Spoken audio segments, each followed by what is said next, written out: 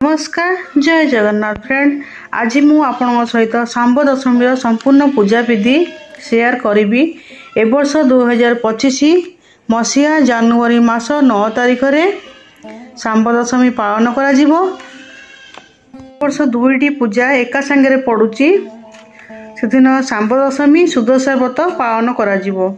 यह पौष मास शुक्लपक्ष दशमी तिथि रे करा जाए एवं जेकोसी मासर शुक्लपक्ष दशमी तिथि रे मध्य करा जाए एवं जेकोसी मासर शुक्लपक्ष दशमी तिथि गुरुवार होइतिले सेदिन सुदशा व्रत पालन करा जाए।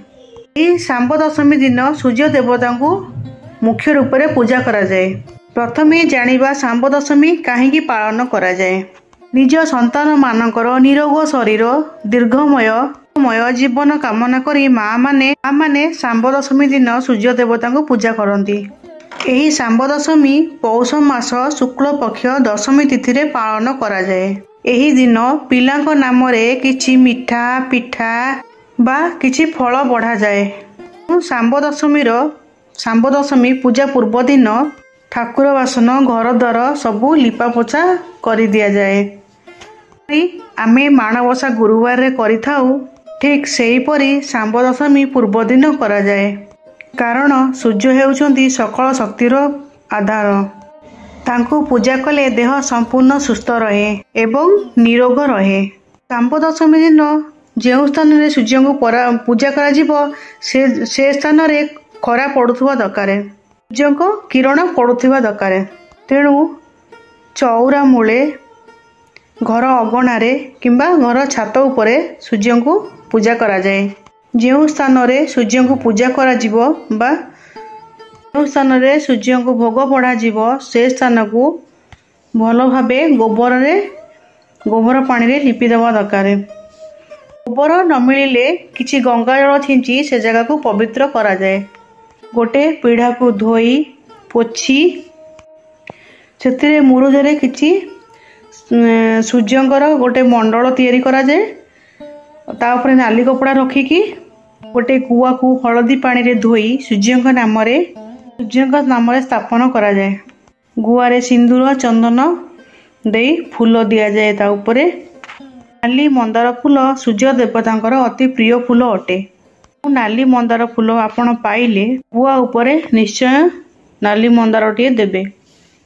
मंदार हो नाली फूल हो नाली फूल हो सूर्य देवता अति प्रिय फूल। नाली फूल जहाँ पाइबे गुआ उपरे थोइकी पूजा करिवे।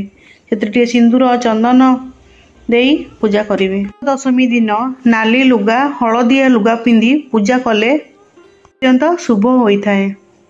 एही दिन आमिष पियाज रसुण न खाइबा उचित। सामनारे मुरुजरे मंडल कटा होइथाए। ए मंडल भितरे पिलामानक नाम रे बढ़ा हेउथिबा पिठा मिठा फल को कदली पत्र बा बाइगण पत्र रे बढ़ा जाई सूर्य देवता को पूजा करा जाए। सूर्य देवता को धूप दीप रे आरती करा जाए। ओम धर्म देवता नम कही पूजा करा जाए। पुष्पांजलि दिया जाए। सूर्य को पूजा कले सकल प्रकार चर्म रोग दूर हुए। दशमी दिन दुई पहर रे अन्न भोग हुए। खेचेड़ी खीरी पिठा मिठा सबू भोग दिया जाए एवं सूर्यास्त समय रे बुढ़ा चकुली भोग करा जाए। ए वर्ष दशम तिथि जनवरी मास 9 तारिख दिन दिन 12:19 पर्यंत रहुछि।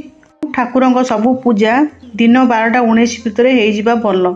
ई सांब दशमी दिन 3 थर धूप दीप नैवेद्य रे ठाकुरंक आरती करा जाए। एही दिन सूर्य गायत्री मंत्र जप करंतु। माने आपण जानले तो सुदशा व्रत सांब दशमी केमिति पड़ुची। तो एथर रहिली जय जगन्नाथ। पुणी देखा हबो मोर आगामी वीडियो रे। जदि मो चैनल पे नुआ अछंती तो मो चैनल को लाइक कमेंट शेयर सब्सक्राइब कर देबे संग माने।